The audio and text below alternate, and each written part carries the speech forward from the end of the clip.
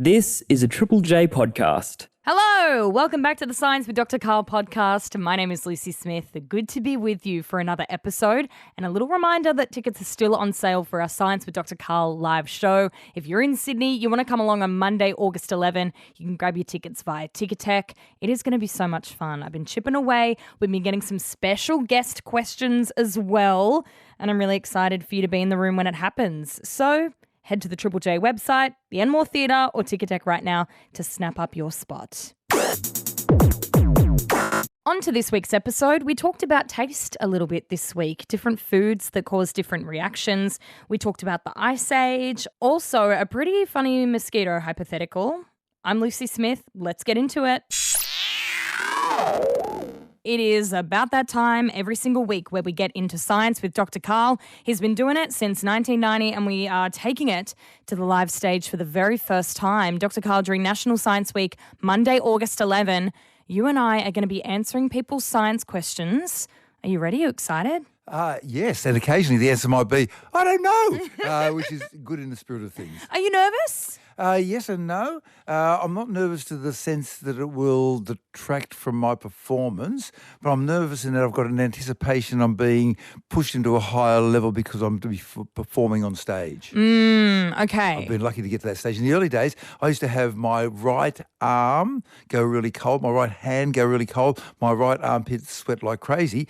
And so I'd shake hands with somebody and go, gee, your right hand's cold. And then I'd say, try my left hand, and it was warm. And then one day in the green room at a TV station, I met somebody who was going to do belly dancing. And I said, oh, and she said, also, I'm really nervous. I said, oh, would you mind if I felt the temperatures of your right and left hands? And it was her left hand that was cold. I said, what's happening with your left armpit? Is it sweating? She said, like a hose. So she was using the emotional side. Okay, a bit of a proviso there. Left, right brain, emotional, intellectual, just forget it, but there's a small amount of truth. So she was using the left side of her brain, whereas I was using she was using the other side of her brain anyway. So she was going emotional, whereas I was going intellectual, so we sweated on different sides of our body. Wow. And so emotional versus intellectual. Yeah, and so we'll try doing the double handshake where we shake both hands at a time, and you probably will notice a very slight cooling of my right hand compared to my left hand. So, Dr. Karl, with this live show, not only are we asking for science questions, of course, from people who are going to be in the audience, or maybe if you want to send one through, feel free and we can answer it on your behalf. But we're also going to be doing a bit of a sneaky jar. And in that jar, we're going to put not science questions. Hurrah! We're going to invite people to ask you or me questions that are not in the science realm. And I thought we could maybe kick that off right now. Adrian in Meanjin, Brisbane, what's your not science question for Dr. Karl? Hurrah, Dr. Adrian, welcome. Hey, thank you, Dr. Karl. I was curious what you focus on in the morning and kind of what your morning routine looks like. Okay. In the old days in medicine, we had to do these things called 100-hour shifts. Yeah. Where you work Friday, Saturday, Sunday, Monday without a sleep. I'm lying. It wasn't a 100-hour shift, it was 96. And we threatened to go on strike and brought it down to 37 and a half. And one of my advisors said to me, the older medical doctor said, when you wake up in the morning, do not make any decisions for 10 minutes.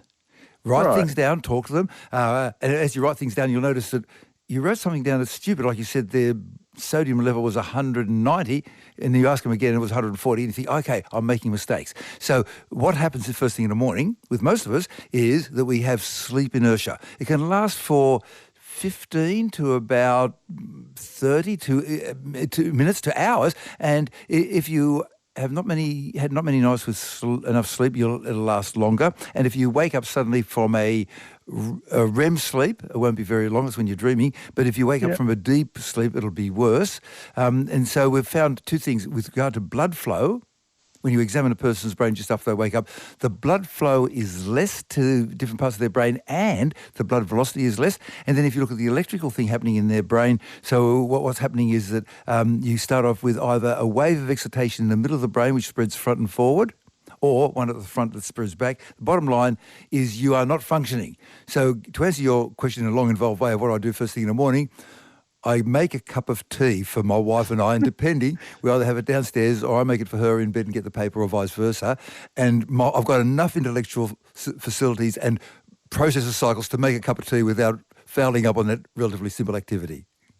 I love Beautiful. that. Adrian, morning routine, first thing, cup of tea. Yeah, and that gives Cup me of tea, time. thanks very much. But if you ask me something complicated like, can we meet for lunch? Oh, lunch. What is this lunch thing which you speak? Lockie from Gippsland, what do you want to know?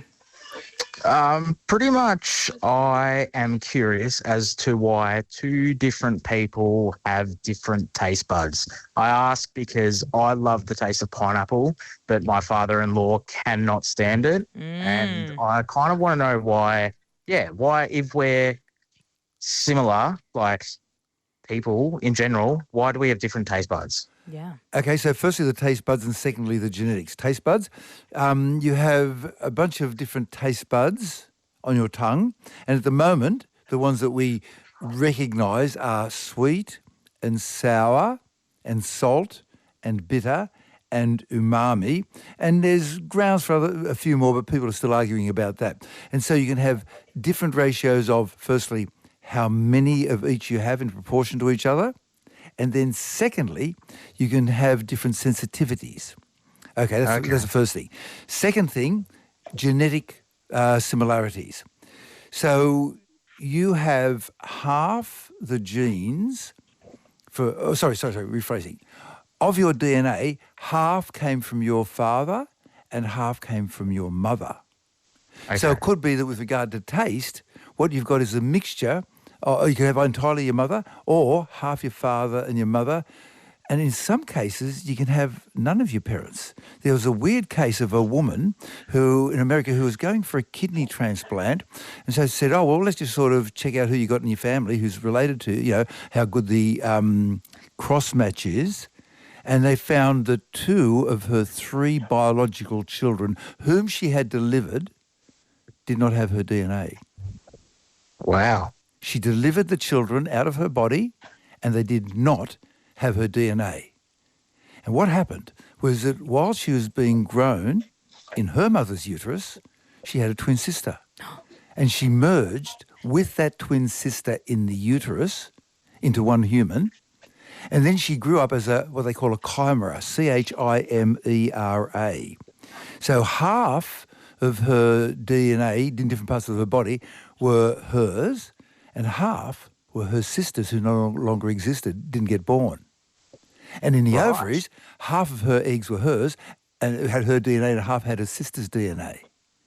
So it could well be that something weird like that has happened. Genetics is not as simple as they teach you in school. But hang on, Lockie, you mentioned that it was your father-in-law who didn't like the pineapple, right? Yeah. Father-in-law. Yes. I went down a blind pathway. So we're talking about two completely different people. Don't get me wrong. You've you've blown answered my the question. mind as it is. Okay, so you don't have to share with him. And you do see weird things coming forward. So if you look at kids as they're growing up, at this stage they'll look like their mother, their father, their aunt, their sister, and it just varies as they go through different stages. But it is interesting on the parent to child thing. Each of my siblings, we love mango. Both parents hate it. What? Yeah. Dad Wow. doesn't like cucumber. We all love it. It's very interesting. And every year at Christmas time, when you got the beautiful stone fruits, we're just chowing down on the mango, and they don't want a bar of it. It's actually quite good, more for us. When did you first have mango? Oh, probably just as a kid in Wollongong. Well, in Wollongong, we were in a poor part of Wollongong, so I didn't have mango. I had 2 things happen when I was 28. I learned how to swim, and I had mango for the first time in my life. Wow. Oh, my God. Heaven on a stick. Oh, it's so good. All right, Lockie, you've set us off. Set us off, Dr. Lockie. Thank you. We got Ben on the Sunshine Coast. Dr. Ben? What do you want to know? You're taking us back to the Ice Age. Good morning, doctors. Yes, I'd like to know, at the height of the Ice Age, were there any clouds? Or was all the water on Earth locked, like frozen on the surface, at the surface? Okay, so the Ice Age is a pulse of glacials. So during a glacial, you have the ice being up to 3 kilometres thick in Montreal. 3 kilometres thick. 1 kilometre thick over New York and Germany, and ice up and down the east coast of Australia. And the ice has to come from somewhere, so it comes out of the ocean. And the ocean level can drop somewhere between 75 and 120 metres, depending on how intense the glacial is. So a glacial is one pulse when it gets really cold. And by the way, to create that, you need a change in temperature, average on the Earth, not of 10 degrees C, a lousy 4. So if 4 degrees down gives you 3 kilometres of ice over Montreal. Imagine what 2 degrees up does. We're going to find out as we head to it, but we can reverse it. So then you have a series of these glacials. And so they began about 3 million years ago and have been coming and going. And for the first million years, they'd last for 42,000 years. And then go away for about 10. And then about 1 million years ago, they switched over to lasting for 100,000 years. And then in between, it was about 15, 20,000 years. And we came out of the last one about 18,000 years ago. And by the way, you could walk from Tasmania through Australia on dry land all the way up to New Guinea. And up in the top left-hand corner of Australia, there was an area of 500,000 square kilometres where we think 500,000 Indigenous people lived. And we have legends talking about how they got pushed back by the rising water, which rose very rapidly over a 400-year period 14,000 years ago, and then less rapidly over 9,000 to 12,000 years ago. And there were clouds.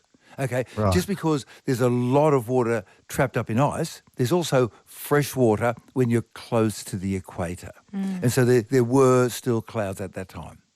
To answer Wow, your very cool. question. Is there anything else I left out? No, that's it. Well done. Thank you. Well done. Thanks, Ben. Thank you, Dr. Ben. And we got Jimmy in Kilmore. All right, Jimmy, talk us through your question. So basically, my question is lie bumps on your tongue, those little white bumps that you get. Your nan will tell you that you got it because you've been lying. But I want to know why we get them. Like, why do lie bumps come about? Okay.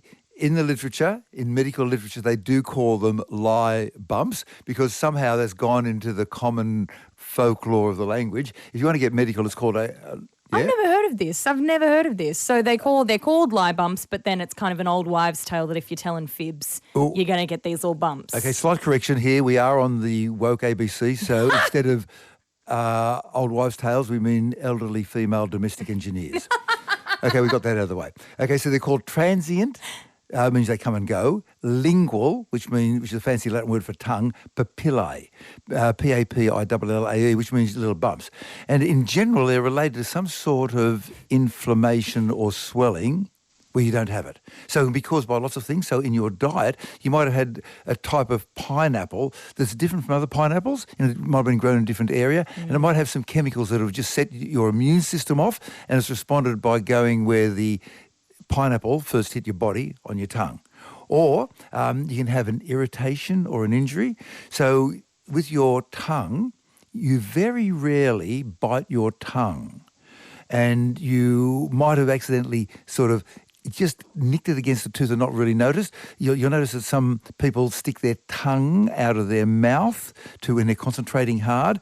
And so it takes a lot of processor cycles to run your tongue in your mouth and not bite it all the time. So it could be an irritation from a very gentle bite. Also, oral hygiene. Here's a question without notice. You ready for it? Mm-hmm. Do you brush your tongue when you brush your teeth? Is that for me? Yeah. We're picking on you now. I Sorry, do. Dr. Jimmy. I do, yes. Good boy. Good. And everybody else should, because while brushing your teeth is good for your gum health, it does nothing for your bad breath. The bad breath happens on your tongue, so brush your tongue as well. And so you've got to spend a bit of time brushing your tongue as well, or you can go the whole hog and get a tongue scraper. I'm scared of those. And then you could have a mild infection somewhere in your body, which could show itself on your tongue. Okay, and a whole bunch of other reasons. But basically, it's an inflammation that comes and goes, and it's not major. Do they come often for you, Dr. Jimmy? They come and go sometimes, and it all, I don't know, but now I know what it depends on. Maybe I'm having too many strange acidic fruits. Oh, or it could be, like in our case, we look after the nephews and nieces and grandkids every Wednesday, Tuesday. By we, I mean my wife. And so I get new and unusual infectious diseases that I haven't had for years. And I had foot and mouth disease the other week. what? Yeah, she's going my around the God. kid. Mate, don't So many don't try to parents kiss will me in relate to you general. on that one. Yeah. Yeah. And Jimmy, you're right. I feel if I eat too much pineapple, kiwi fruit, sometimes even strawberries, or maybe I've gone to town on some sour lollies, I'll definitely get a little inflammation, if you will. Or lie bump, if you want Lie to bring a new bumps. word into your lexicography. I'm ready. Jimmy, thanks so much for your Thank you, Dr. question. Jimmy. And we've got Michelle from, is it Romsey? Yeah, that's right. Romsey, Doctors. Victoria. You got a question about coffee? We love coffee questions, Michelle. What have you got? Well, it's a bit blasphemous asking about instant coffee coming from Victoria, but I'm just wondering why instant coffee tastes different when you put the milk in first as opposed to after the water. How would you describe the difference in taste, Michelle? I prefer the milk in first. Mm-hmm. It just tastes like a better coffee. Mm-hmm. Yeah, creamier and less intense simultaneously. Yes, I'd agree. Yeah. So what happens is you've got a cup and the cup is cold. You then put some instant coffee powder, and I'm not judging you. I have been known to have instant coffee when I've got to have my coffee hit before I go on stage. And by the way, Lucy, with our show on the Tuesday night, I normally like to have a coffee exactly 45 minutes before I go on stage because it takes 45 minutes to reach peak blood level. So that way when I go on stage, man, I'm peaking, man. He's going to be peaking at August 11, Enmore Theatre. We're ready. But also, I'll even have an instant coffee. So with instant coffee, you've got a cup. You put some instant coffee and then you put in the milk. And you add to the milk. Where do you get the hot water from? Do you nuke it or do you get it off the stove or from an electric kettle? The kettle, electric kettle. Okay, yeah. so what you're doing is and do you let it bubble and boil first? Yeah. Okay, so what you're doing is the milk milk is about 85% water and roughly, something like that, 12% fat, protein, carbohydrate. And the milk is now seeing 100 degrees C water. And it goes through certain changes. But if you have the cold cup and then you put in the powder and then you put in the water, it cools down and the water is not 100 anymore, it's like 90 or 80, and so you get different changes happening to the milk. So it's the changes in the milk that's the main difference between adding the milk first or second. And I'm kind of thinking I'm going with you there, what you do, how you do it. So what if you heated the cup? Oh, now there's some worthy experiments, but then you'd have to do taste tests and you have to do a double blind and have somebody mark it, and neither they nor you know what it was doing, so you needed a third person. It'd be a complicated experiment to work out, and you'd probably end up having a heart rate of 5 million by the end of the day. Doing the full So test. retire early now and start it? Don't know. Michelle, thank you for your question. I like heating up the cup even, before I have a cup of tea. I learned that from a friend who worked at a tea shop. Yeah. Pour the boiling water into the cup first, swirl it around, tip it out, and then make your tea. Yeah, and so we'll even, for our morning tea, preheat the teapot, even though it's stainless steel, not ceramic. I know it's a bit of a blasphemy, but that's what I have. We've got Maddie from Newey right Maddie? now. Maddie, question about mosquitoes. Talk us through it. Good morning, doctors. I was wondering if a mosquito was to bite someone that was highly intoxicated or drunk, would that affect the mosquito and the way that it flies and does what it does? I don't think the experiment has been done, so let's work at it from first principles. When you drink alcohol, you're imbibing into your body something between 5% for beer, or 15% for wine, or 40%, 50% for a spirit, or 90% if you're going for absinthe. And then you're taking this stuff that's got a pretty high level of alcohol, like at least 5%, and then to influence your brain and get you a little bit off the rails, you'd be at, say, 0.1%. You're definitely getting a high off the alcohol. So the mosquito is not taking in stuff at 5%. At the most, it's 0.1%. Okay. So compared to 5%, that's 5, 1/5, 0.1/5, 50. It's 50 times lower. So almost certainly it would not affect the insect. But then we'd have to do the experiment because alcohol gets broken down by a chemical called alcohol dehydrogenase. And hamsters have absolute shirtloads of alcohol dehydrogenase. You cannot get a hamster drunk. We humans have invented a test called the wobble test, where you feed the poor animal some alcohol and you push it over. I know this is cruel. You push it over, and then depending on whether it wobbles not at all or a little bit or falls over and it can't get back, it ranges from 1 to 5. So if you push them and they fall over and they can't get back up, that's 5. You can feed a hamster the equivalent of a human drinking 3 bottles of vodka, and you push them and they go, yeah, what the heck, what are you pushing me for? Wow. So they got heaps of alcohol dehydrogenase, whereas elephants have got none. And so an elephant can come across some rotting fruit and actually get drunk. And Wow. I don't think they've done the. I don't think anybody would be game to push an elephant over, and also you could cause it harm. So the second part of the question is the first part of the answer is the the level of alcohol they're taking into their system is very low. But secondly, do they have or do they not have alcohol dehydrogenase? And I don't know if there's an entomologist listening who happens to know whether insects, mozzies have alcohol dehydrogenase. Please ring in on a magic number. 0439 757 555. Shoot us a text. Maddie, I've got this image in my head now of like a little bit of a tipsy mosquito just... I love it. That's what I was thinking too. Yeah. Hey, we're staying in Newcastle. I've got Gabby on the line right now. Gabby, what do you want to know? Well, hi, doctors. I was just wondering if blue and red M&Ms actually taste different, or if my brain is lying to me, or, what's going on there. So you think they're different flavours, Gabby? Well, I do, yeah. I don't, I just don't know what's happening.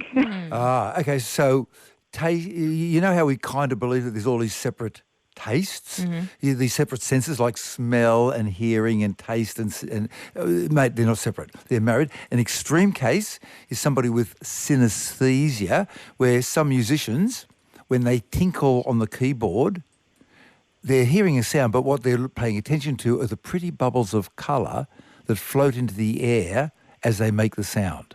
And they've got the full synesthesia. So the experience that we call taste is huge. If you ask, way up above us, 400 kilometres up, the International Space Station, there's astronauts there, and they do not eat crunchy food, because if you've got little food particles floating around, they can get inside machinery, which is a bad thing. And so what they eat is sort of sealed and soft and sloppy, which is kind of sad. And if you ask the astronauts what they miss about the food experience, a lot of them will say the sound. So an important part of eating is the sound, and then there's also the mouth feel, like the difference between pork crackle and pineapple and a banana cake. They're all very different. And then there's the smell, and then there's the sight, and then there's finally the taste. So with regard to M&Ms, the sight is an important part. On one hand, the M&M technicians have gone to a lot of trouble to make them taste the same. But on the other hand, you have that different visual experience. And when we did our show last year on how things work for the ABC, it turns out that red lollies are really attractive. Why? We do not know. But if you give the kids a chance, I'll go for red, right? And then people say, oh, it's the red lollies that make them go crazy. No, they're just kids and they're going crazy and they eat all the coloured lollies. So the reason you find them having a different taste, almost certainly, unless they've changed the formulation, is that your taste is a whole bunch of things, and sight is a part of that. And so just seeing goes, oh, I'm expecting to have that. Wow. And then therefore you go ahead and you have it. You have that different flavour. Yeah, right. Thank you so much. So it's not your brain lying to you. It's just that eating is a complex experience, and the food chemists go to a lot of trouble to try and make you eat delicious stuff that they think is delicious. Yeah, you can check out Dr. Karl's series, How Things Work, on ABC iView, episodes on chocolate, on lollies, on cricket balls, on cheese. Each of them about 25 minutes each. Give it a binge via ABC iView. Hey, we got Lockie and Tamworth here. Dr. Lockie, what do you want to know? Hey, good morning, doctors. I am a second-year nursing student. I'm doing a unit on the gastrointestinal tract at the moment. I understand that the stomach is protected from our stomach acid by mucus. What happens from the stomach to the anus? Do we have mucus the entire way, or does the food dilute the acid enough where it won't, I guess, harm it, or do we have acid neutralization after the stomach? What happens? That's a sad story of how I missed out on a Nobel Prize. Hey, hang on. Have you told this before? So what happened when I was doing medicine? Yeah. I was in third year and we had a gastro teacher. He said, look, Karl, you're a bit older than these other guys. I reckon there's something weird going on with stomach acid, because at that time it was taught that stomach acid, which is really acid, like it'll dissolve meat. It'll dissolve metals. He said there's something weird going on, and we've been teaching the students that stomach ulcers, where you get a break in the mucus. So how come the acids, which can dissolve meat, don't dissolve the stomach, which is made of meat? And the answer is you got this layer of mucus, right? And he said we've been teaching the students that it's caused by hurry, worry and curry. And he said, I don't like it. There's something else going on. And he gave me this advice and I didn't take it. And if I had, there's a very small chance I might have gone down that pathway and had discovered the bacteria and got a Nobel Prize and had a different outcome, but it didn't happen. This is me making up things about my life. Getting back to you. So the stomach acids are very acid, but my understanding is you go into the next 3 stages. You go into the duodenum, and here's something that you can pass on to impress people, Dr. Lockie. You ready for it? The next stage is called the duodenum, and you're thinking, duodene. Duo is 2, and dene, like denim, like deca, is 10. The duodenum is 12 fingers long. So if you put your 2 hands together and add another 2 fingers, that's the length of the duodenum.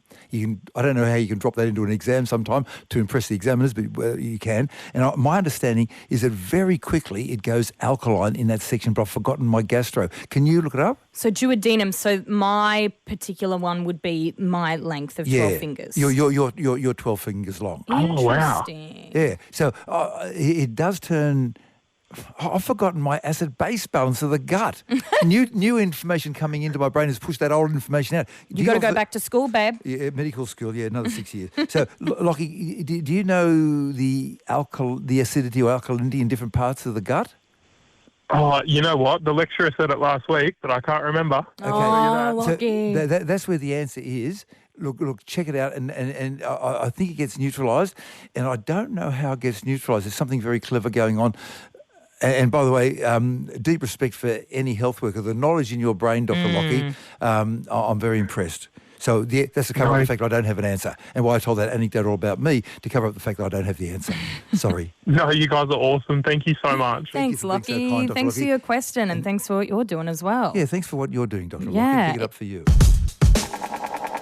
Now, Ruby, Dr. Karl texted in, we had a question about mosquitoes. And Ruby said Ruby actually Googled if mosquitoes have alcohol dehydrogenase, and they do. 8 short-chain dehydrogenases.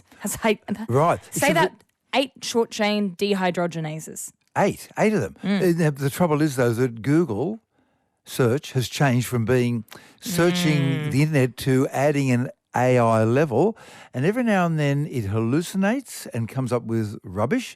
And I'm getting emails at the rate of maybe 3 a week from people who have asked Google, hey, so they've asked their favourite AI, look, I reckon that the scientists are wrong with regard to vaccines or climate change or ocean level rise, and blow me down, they'll get this whole spiel from the AI agent agreeing with them, and they'll email me saying, hey, AI is right. I've found where all the thousands of scientists are wrong, and they're just dealing with a probability machine, and they think it's actually right. And I've been picking up more and more with the AI agents hallucinating and telling lies. And if you say, that's wrong, I say, oh, yeah, I was wrong, yeah. Because they have the AI overview at the top. I've even found that if I've been Googling the previous work of an artist or trying to find an old album or something like that, sometimes it will give me actually information about the most up-to-date album or something new, because that's the thing that people are Googling the most, right? Or that's the thing that people are researching the most. And I have to be really careful not to just skim over and then say it on air, because it's actually just serving me the most recent or the most popular thing. It's just a probability machine. And so when that aeroplane I told you about the aeroplane going down the air, India, and how they turned it from Boeing to Airbus. Yes. Yeah, right. Okay. Have to be so careful. Don't automatically trust the AI agent. Be skeptical. But also, thank you, Ruby, for Googling on our behalf. And by the way, thank you, Ruby. Sorry, Ruby. We're talking about us, not you. We love you, Ruby. Thank you. Ruby Googles, thank you so much. Hey, we got Paul in Ngunnawal country. Paul, what's your question? I'm afraid mine is not very scientific at all, but what I'm wondering is, why does a back scratch just feel so bloody good? Paul, it could be scientific. Let's see. I don't know. You have this pain versus itch seesaw.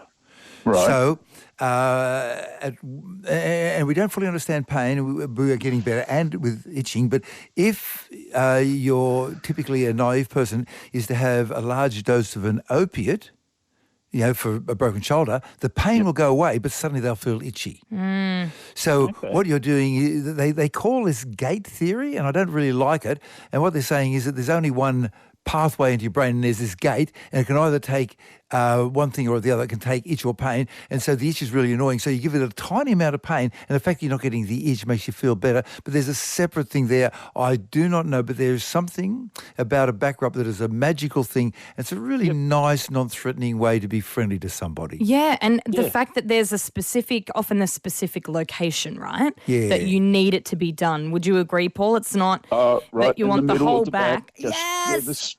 the shoulders are down the shoulder blades, and that bit you just can't reach. Yeah, look, the answer is I don't know. I'm thinking a neurophysiologist could help us there. Magic number is 04 something something something something. 0439 757 555. Yeah, what she said. I just, and the thing about a back scratch is often it's not out of immediacy or emergence. You know what I mean? It's not like you've got, an allergic reaction or something like that. Like it is derived from pleasure. Yeah. I think more than a need. You've associated with pleasure that is non-threatening as well. Yeah, that's nice. Interesting. Okay, that's our guesses. All right, we got Ben on the Gold Coast. Dr. Ben, what's going on? Good morning, doctors. Listen, I've got a question relating to flying fox. Now, what I've witnessed a couple of times is flying fox leaving their colony at dusk and having drinks from water. Now, in one situation, it was fresh water. The second situation, it was salt water. So the saltwater situation was Currumbin Creek. So here on the Gold Coast, one of the wonderful spots in Australia. I've witnessed flying fox leaving the colony on dusk, having a drink of water, which if I was to take a drink of it would be salt water. And I'm wondering, why are they doing this? One of the possible theories I've come up with is that it's to aid them in the process of part of the food that they're consuming that night. So maybe something they're going out that has toxins in it can be broken down with the aid of that salt. I don't know, mate. I'm an electrician, not a scientist, but that's just a question I had for you. And by the way, how long have you been a Sparky for? Oh, how long have I been a Sparky for? 30 years. Have you been able to keep up with the changes when you went from straight 240 volts to 220 and then into internet and Wi-Fi and all this other stuff that makes the life of a Sparky so complex now? Listen, to be perfectly honest, I think that's something that's very difficult for all us electricians to keep abreast of, but I'm trying my hardest to. Yeah, okay. Look, big it up for you, and without electricity, things would get very messy. With regard to kidneys, each day your kidneys, at vast metabolic cost, it takes a lot of energy to do this, they will filter 200 litres of blood.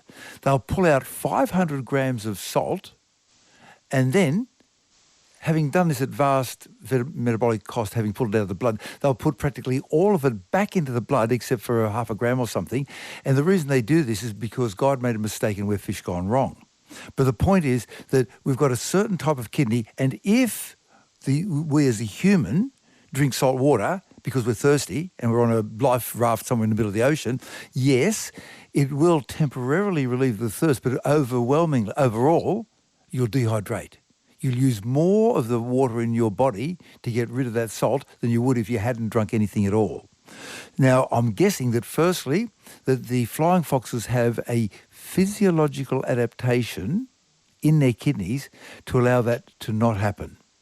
That's my guess, but I'm not an expert on comparative renal neurophysiology of kidneys, and if there is an expert, please ring in. I'm guessing that that's what they do. Do they do it all the time, or do they sometimes drink fresh water?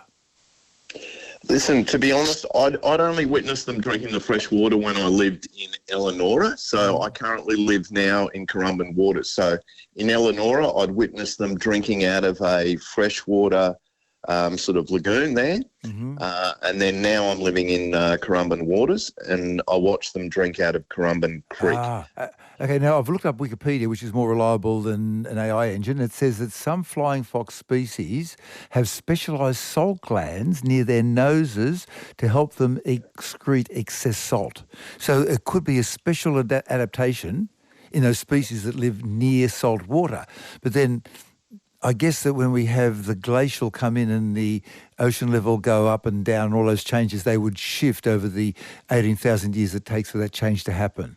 Yeah, so some flying foxes, it turns out, do have that. Look, wow, thank you so much, Dr. Ben. You learn something new every day. I didn't know that before. Thank you for getting that. Listen, thank you very much for your assistance and have a wonderful day. Oh, thanks, Ben. We've got Jordan in Melbourne. Jordan, you've noticed something when you're napping. Hello, doctors. I've noticed that when I wake up from predominantly a nap, I wake up in a bit of a sweat with a bit of a shakes, a bit confused, and I was just wondering why that is. Do you do the normal... Hang on, you're saying a nap? So you're having an afternoon nap? Yeah, just get home from work, bit tired, getting the knickers and hopping to bed, you know what I mean? And wake up at dinner time. And then what about regular sleep? Do you have that sweating during the regular sleep? I do, yes. Okay, so that's not average for people, and it's worthwhile making sure that do you sleep in a cool, dark environment, and you have a consistent sleep schedule, and you're avoiding alcohol and caffeine and other stimulants before bed? Do you? Let's go with yes. Okay, right. So, in general, you shouldn't be sweating so much, right? And there can be some sleep disorders like sleep apnea, which could be happening in the background, or you could have underlying infection, which is pretty unusual. It could be stress. It could be the sleep environment. It's not normal. Are you near a capital city in Australia? I would say not in walking distance, but public transport or vehicle, yes. Okay, so in that case, see your GP and maybe go and spend a night at a sleep laboratory to see what's going on. We've got Cassie in Wodonga here. Dr. Cassie, your dog. Talk to us about your dog's eyes. Hello. My dog Annie has heterochromia. So she has one blue eye and one brown eye. And Dr. Karl, previously you've answered questions about the reflection of animals' eyes at nighttime, generally between red and white reflections. But Annie's eyes have one of each. So her blue eye reflects red and her brown eye reflects white. Why would there be a difference between them? Wow. I have no idea, but I reckon that the neurologist part of the veterinary world will be very interested, because almost certainly what's happening is that one eye has a tapetum, which is a shiny reflective layer, and the other eye does not. So cats are notorious for this. You see a cat at night and you get this red light. You're getting the reflection. So there's something different in the eyes. So hang on. But then you can get the red eye with humans. Oh, that's because the pupil's wide open when you're taking photos at night. Yeah. Look, I'm reckoning that there's a different reflective coating on the back of the retina, which seems really weird. Like you would expect that the heterochromia, in other words, the different colour of the iris, would be independent of what's happening in the rest of the eyeball. And it just seems that that's not the case. It'd be very interesting. As far as I'm aware, is that it's just a like a pigmentation situation at the front in the iris, and which is completely independent of what's happening with the retina and the layer behind the retina. This is one where we would love you to go and see your local vet, get them to explore it. It would be a research thing, and we'd love to know. Please ring us in and let us know why. I'm guessing it's a lack of a tapetum. I'm super curious now too, so I'll go do that. Thanks, Cassie. Hey, we had a text from someone saying, I believe flying foxes also dip in the water to cool down. They do this in Brisbane and don't appear to drink unless they lick it off their bodies after a dip. Thank you. All right, Dr. Karl, that's it. Thank you so much for listening to this week's episode of Science with Dr. Karl. Of course, you can go on a binge previous episodes in the podcast feed, no matter where you're listening. We want to know you're there. Feel free to like, subscribe, give us a thumbs up, whatever you've got to do. We're also on YouTube as well, youtube.com/Triple J, if you want to check out full episodes and keep the conversation going in the comments. I'm Lucy Smith. This episode was produced by Josh Brennan, and we'll catch you next week. Bye. Dave Marchese here from the Triple J Hack team. Hey, if you love Dr. Karl's podcast like I do, you might enjoy the Hack podcast as well. Each day, we bring you the news that matters to you, from the latest science on climate change to what's happening in politics and news around the world. The Hack Podcast. It's your daily fix of the news you need to know, Get it wherever you're listening now.